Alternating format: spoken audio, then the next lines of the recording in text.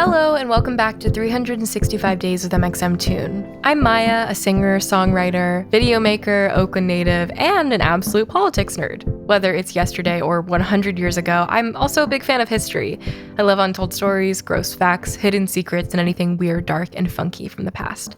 Each day, I'm going to share a few of my favorite deep cuts with you. So let's look at today's stories. It's 365 with mxmtoon.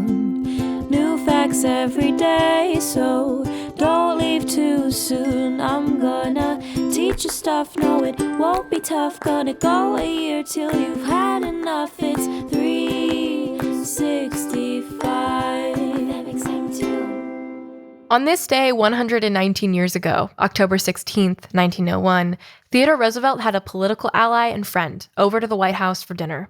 No big deal, right? Well, it turned out to be a big deal indeed, and I'll tell you why. The person he had over for dinner was Booker T. Washington. Booker T., Tolliver for middle name nerds, Washington advised Roosevelt on race issues and they'd become friendly, dining at the governor's mansion in New York. He was also the leader of the Tuskegee Institute of Alabama and was considered one of the most powerful Black leaders in the country. Black Americans were hopeful as Roosevelt's presidency began. He was a politician who understood the complexity of race relations and wanted to work to bring Black men to equality, even if he didn't always know where solutions lay. The Pope at the time spoke worldwide about Roosevelt's wishes for racial equality. He wasn't perfect by any means. He was prone to paternalism in private, but his accomplishments in office were lauded as racially progressive. In early 1901, Booker T. Washington published his second book, Up from Slavery. The work was so resonant that Washington became a cultural figure across the United States. That October, within his first month at the presidency, Teddy Roosevelt invited Washington to dinner at the White House. Politicians invite each other to dinner all the time, right? Well, Roosevelt had invited Washington, Booker T., to come to Washington, D.C., for a conference in the Capitol, and he was looking forward to hearing Washington's thoughts on political appointments in the South and learning about the opinions of Black voters. After meeting, they had dinner at 8 p.m. sharp. Roosevelt's wife, daughter, and 3 sons ate with the 2 well-known politicians. Roosevelt had had many prominent Black men over to the governor's mansion in New York for meals, so this didn't seem like a big deal. Alas, America writ large was not as progressive as his constituency in New York State had been. After dinner, the White House released a statement. Booker T. Washington of Tuskegee, Alabama, dined with the president last evening. Despite the innocuousness of the statement, Southern journalists and politicians immediately began to attack Roosevelt and Washington. The statements were so vicious that they're not fit to repeat here. But basically, newspapers and politicians called it an outrage, an abomination, and outlets created offensive cartoons parroting the president in Washington. Afterwards, the White House tried to throw some curveballs to get out of the scrutiny. In a fake news moment, they denied the dinner had happened at all. They claimed it was lunch, or that women hadn't been present. But the news was already out, and the reactions continued to spiral. Northern presses were more open-minded, generally saying that Washington was an accomplished man and that Roosevelt wanted to represent all of the American people.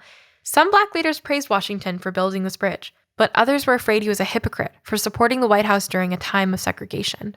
On October 25th, Booker wrote Teddy a letter that said, among other things, "I am convinced of 3 things. In the first place, I believe that a great deal is being made over the incident because of the elections which are now pending in several of the southern states. And in the second place, I do not believe that the matter is felt as seriously as the newspapers try to make it appear. And in the third place, I am more than ever convinced the wise course is to pursue exactly the policy which you mapped out in the beginning." The letter was longer, but basically his opinion was clear. The press is making way more big of a deal of this than it actually is, and let's see each other again soon. No one bat an eye when Black men worked at the White House or came from meetings. But at the time, dining together was a signal of social equality, and many Americans were uncomfortable with Black men being social equals of the president. Even more backwards, there was a social script that said that inviting a man to your dinner table was the same as inviting him to propose to your daughter. That, of course, is a messed up attitude to have towards women in addition to these clearly racist ideas. Though these attitudes are disgusting, it's important to remember how backwards our country was at the time, and how the ways the US is still racist were influenced by the early 20th century. I'm glad that Teddy Roosevelt was president at the time, a man who viewed Booker T. Washington as an equal. The fervor after the dinner was so bad that Booker T. Washington literally got death threats in the mail. In the end, Roosevelt stood strong, stating, "I shall have him to dine as often as I please."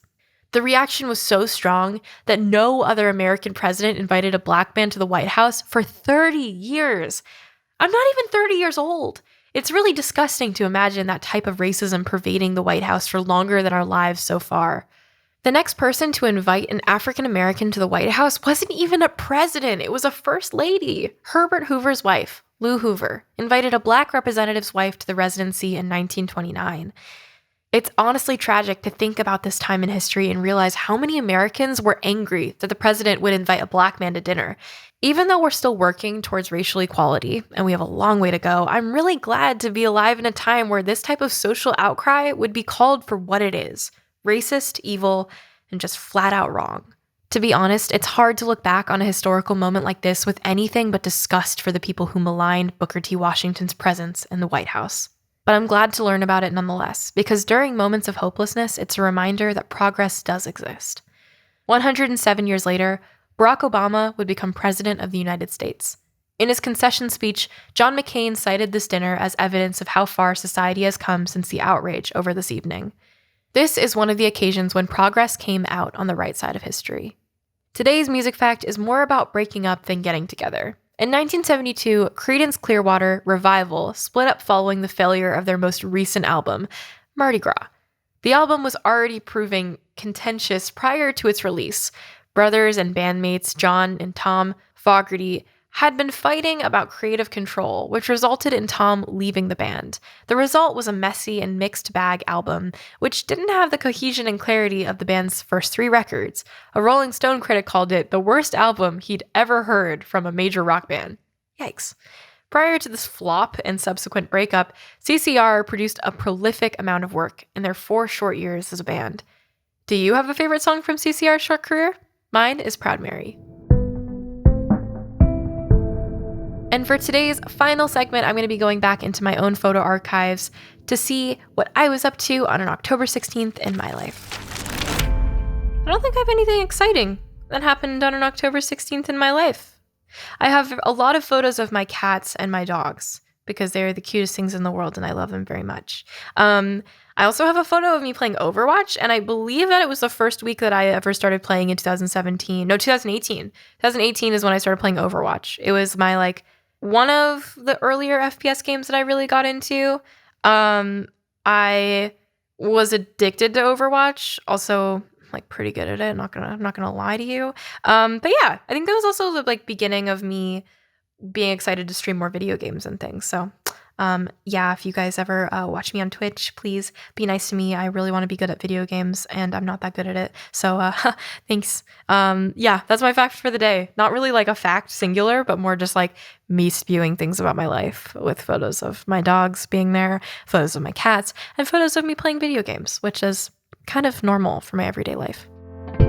Anyways, thank you for going back in time with me. Remember to subscribe wherever you listen to podcasts and follow along at 365 Days mxmtoon on all platforms so you can keep up to date as we release new episodes. Come back tomorrow for more facts from yesterday. It's 365 with mxmtoon. New facts every day, so don't leave too soon. I'm gonna teach you stuff, no it won't be tough. Gonna go a year till you've had enough. It's 360